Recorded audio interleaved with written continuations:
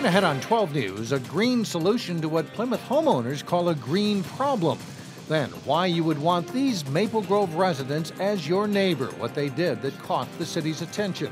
But first, you really feel kind of out of control when, it's going on 45 minutes, 50 minutes, and your kid's still not around. Why it was a rough start for some Robbinsdale parents on the first day of school. 12 News starts right now.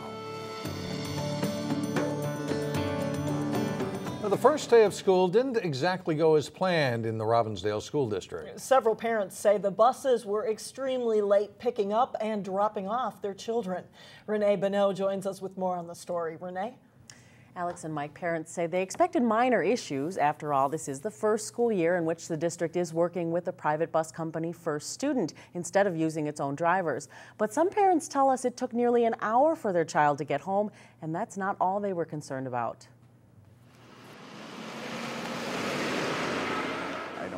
Probably maybe 9:20 that they were finally coming down near the bus stop. The first day of school is nerve-wracking for everyone, even bus drivers. Every year there's a little tiny snafus where they might be 10 minutes late, that sort of thing. That's to be expected. But Tuesday morning was especially trying for parents and students at this bus stop at 43rd and Unity Avenues in Robbinsdale. 20 minutes, 25 minutes, 30 minutes, and finally just everybody gave up and went their separate ways. This parent's two children had to be driven to school. In the afternoon, parents again stood waiting here for a bus that was way off schedule. Roughly about an hour later, the bus finally showed up. They say the wait was bad enough. Wondering what caused the delay was even worse. Tried to make the proper phone calls to find out what was going on, and my wife actually couldn't get through to these numbers that if you have a late bus, call this number, and couldn't get through, and we were, starting to wonder and worry what was going on. A district official tells 12 News the main problem Tuesday afternoon dealt with the bus route that transports kids to and from the district's two magnet schools. Staff at the new School of Engineering and Arts in Golden Valley released the buses about a half hour late. Those buses were then late in picking up students at Robbinsdale Spanish Immersion School. Parents say an explanation at the time would have been nice. You really feel kind of out of control when, it's going on 45 minutes, 50 minutes, and your kid's still not around. The district's executive director of business services says between First Student and district staff, there are usually about a dozen people standing by to field calls regarding late bus issues. He says he thinks they were just inundated with calls Tuesday afternoon, and that's why many parents couldn't get through. Mike and Alex, he says that this is a one-day issue, and he hopes that now they're all resolved. All right. Thank you very much. Thanks, Renee. A federal judge has approved a one last payout to settle a class action lawsuit against the now disbanded Metro Gang Strike Force. On Tuesday, the judge awarded a total of $37,000 to 17 people. 11 of those cases involved Brooklyn Park Police. The class action suit alleged that the strike force violated people's civil rights. The strike force was disbanded in 2009. In a previously released statement, Brooklyn Park Police said the settlement includes no admission of guilt or liability by any parties associated with the strike force. Brooklyn Park Police are also continuing an internal investigation of complaints filed against one officer named in the findings of the special court master. They received several more complaints on Tuesday. The Brooklyn Park City Council has given preliminary approval to a budget that won't raise city taxes on the median valued home. Well, council members hope to decrease taxes. They say they won't budge on what they call essential services. I've said it before. If my kid's choking on a hot dog in the backyard, I want the police and fire department there as quickly as they can be. If my house is on fire, I don't want to hear, well, I had to cut $3 out of the budget somewhere. That's why it took the fire department 6 minutes to get to your house instead of 3. Peter Crema says he would rather see the grass cut less at city parks and increase user fees if it has to come to that. The proposed 2013 budget calls for 3 additional police officers at a cost of $220,000. The city of Plymouth is urging homeowners along Bass Lake to play a role in improving the lake's water quality. And the city has set aside thousands of dollars in grant money to make that happen. But whether homeowners apply for that money is another question. Here's Delane Cleveland with more. We do enjoy the view still, which is nice. Nestled in the heart of Plymouth, That's why you live by a lake, especially in Minnesota. Bass Lake offers a small slice of nature for those wanting to enjoy the outdoors. The view is great. But the lake has one distinction that you won't find in any Plymouth real estate guide. Bass Lake is listed as an impaired water by the state of Minnesota. In other words, the lake's water quality is poor. Yeah. Marcy Grams has lived across the street from Bass Lake for 18 years. It has gotten greener, slimier. You know, every lake kind of has dog days in July, August. But this lake starts to really smell now more than it did 18 years ago. Now, city officials hope that thousands of dollars in grant money can improve the lake's water quality by preventing shoreline erosion. The grant could be anywhere from $1,000 to $8,000, depending on the length of the shoreline and the width of the restoration. A lot of it has to do with what is a homeowner looking at doing, what is the problem. The waves crashing up against the shoreline here causes erosion, so the idea would be to put plants on shoreline that looks like this to prevent the sediments and nutrients from going into the water and ultimately help keep Bass Lake clean. Specifically, the city would plant native plants.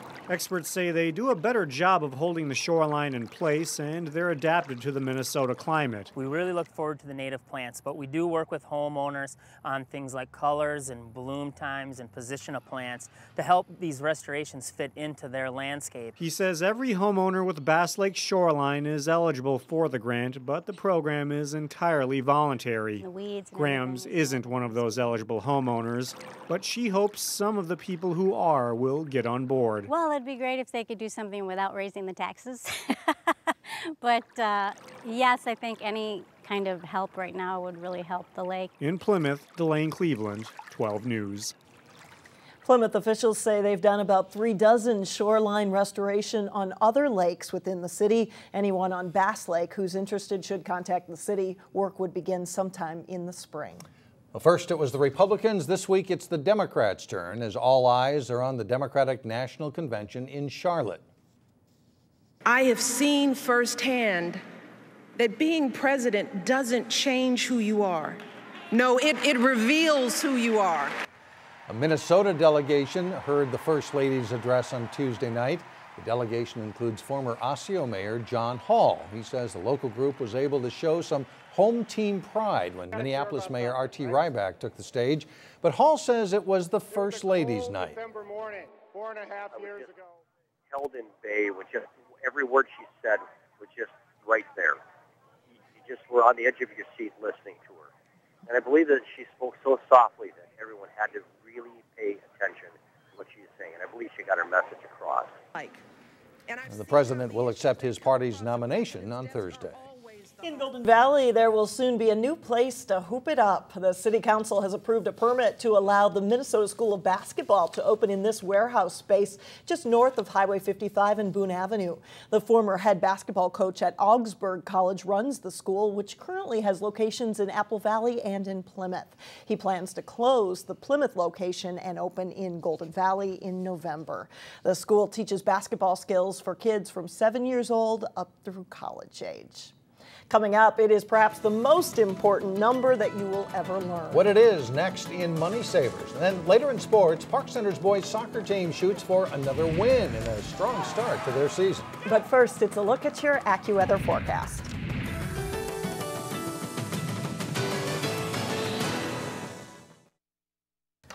We asked and our viewers delivered. That's right. Take a look at all the donated items that are stacked up in the Channel 12 lobby.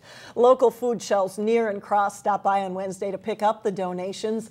During summer parades, Channel 12 tote bags were distributed for food donations and the community stepped up. The donations come at a good time too, as it's particularly difficult to keep the food shelves stocked during the summer months.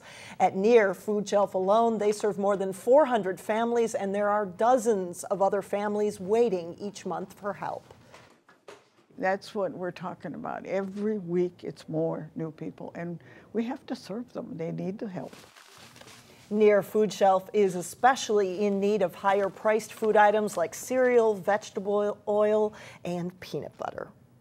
There is one number that could influence the car that you want to drive or the house that you want to buy. It is your credit score, and 12 News reporter Shannon Slatton shares some of the basics of knowing your score in today's Money Savers.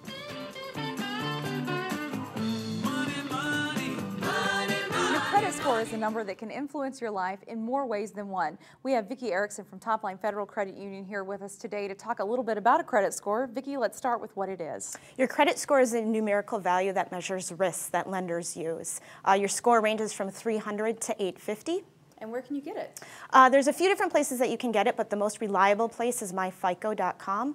Otherwise, you can certainly contact any one of the 3 credit bureaus, Equifax, Experian, or TransUnion, and they can help you out. Typically, there's a nominal fee to get your score, but in certain circumstances, you may be eligible to get it for free. All right, let's talk about how it's calculated. Sure. There are 5 components that make up your credit score. The largest component is payment history at 35%, and this is really referring to making your payments on time. So typically, if you are to make one late payment, it could take over 2 years to restore your credit score.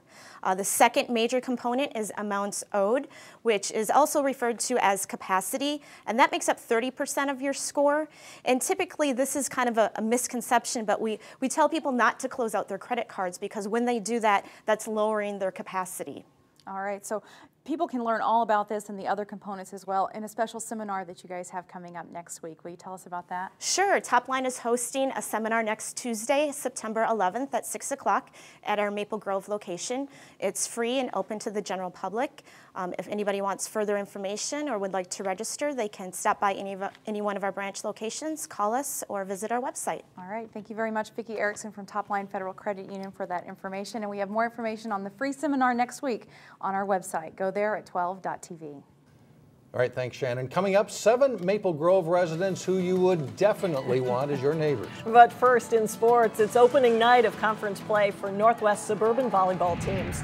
John Jacobson will serve up the highlights when we come back.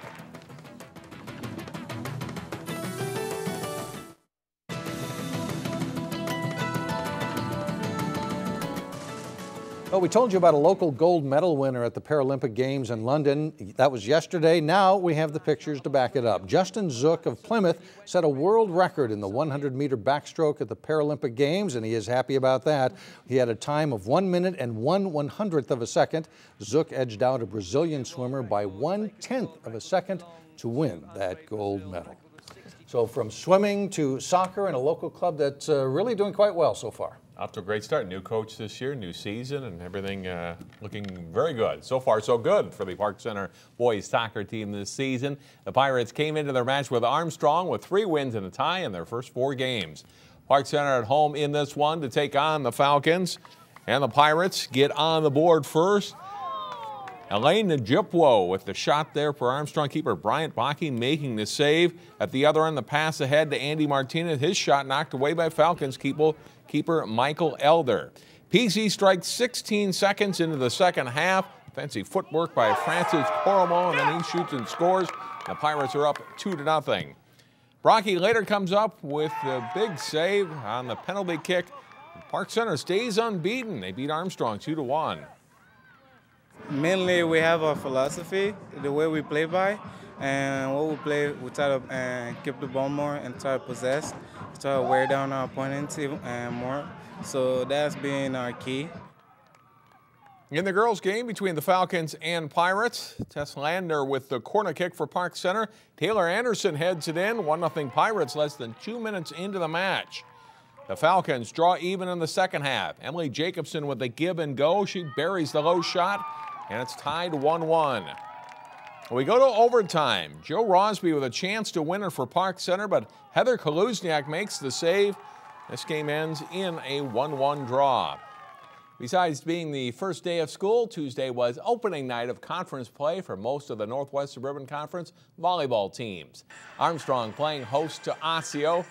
Osseo's in white, and after an Armstrong dig, they get into their offense, but Shia Sanders gets the big block of the net for Osseo for a 19-11 lead. They go on to win game 1, 25-17. In game 2, Armstrong keeps it close for a while, back and forth at the net until Indigo Thompson delivers the kill for the Falcons. They're within 15-12. Off the Armstrong serve, Osseo sets to Belinda Barfknecht. She goes off speed, tipping it to an open spot on the court, and Osseo wins game 2, 25-16. Armstrong starts well in the third game. Thompson sets it left side. Paige Whipple for the kill. The Falcons grab a 9-6 lead. They try to get back in the match on their home court. But Osseo retakes control. Setter Megan Pekarik disguises this one very well, dumping it over for a point. Similar scores in all three games as Osseo sweeps Armstrong in the league opener for both teams. Both the Park Center and Champlain Park volleyball teams lost several players to graduation from the 2011 season. The Pirates and Rebels were matched up in their conference opener. Pirates in green, and in the first game, Rachel Anderson sets it to Samantha Harstead for the kill and an early Pirates lead. Later in that game, with Jessica Valander serving, Rebels overpass is hammered down by Julia Zolnowski for the point. Park Center wins the first one, 25-19. Champlain Park rallies to take the next one, though. Allie Welly sets to Caitlin Kearns for the point and a 7-4 Champlain Park lead. The Pirates trying to set up the outside attack, but Maria Sampson blocks the hit. Champlain Park wins 25-15, evening the match at 1. In Game 3, Brenna Walton the quick set to Sampson for the kill. Rebels win 25-16, and they're up 2-1. The Pirates start strong in the fourth game. Bethany Lovehog blocks one, and Park Center is up 9-6. But the Rebels come back. Taylor Gore tips one deep that lands in play for a point here. Champlain Park wins 25-19 and downs Park Center in 4 games. I think in the first game we just had a lot of unforced errors that we could control. So I don't think it was so much on the other side of the net. It was stuff we could control. So once we eliminated those and worked as a team, we were good. Now a preview of Osseo Maple Grove football Thursday starting at 4 here on 12 News. All right, thanks, John. Stay with us. We'll be right back. Finally, 7 Maple Grove residents who you would want to be your neighbor. They helped save a home from what could have been a devastating fire. All 7 came to the rescue in some form, whether it was alerting their parents, calling 911, or using a garden hose to minimize the damage. Those 7 include Marissa Olson and her 2 sons, Jacob and Benjamin, Colleen Rorvik, Steve Morris, Lee Salz, and his son, Stephen. My son came to me and said, "Dad, look how foggy it is out." I said, "Foggy? It's a perfectly clear day." And I went and looked, and across the street, we saw the home was on fire. And I yelled to my wife to call 911, and I went across the street to help the neighbors, and ultimately I used some garden hoses to help put the fire out. One of the 7 was actually a former firefighter. Steve Morris is a city utility worker who happened to be in the area when he noticed smoke. As far as the house, while it did sustain some damage, there is nothing that can't be fixed. So good guys to have around, and ladies. Yeah, very nice. That does it for us. Thanks so much for joining us. See you back here tomorrow.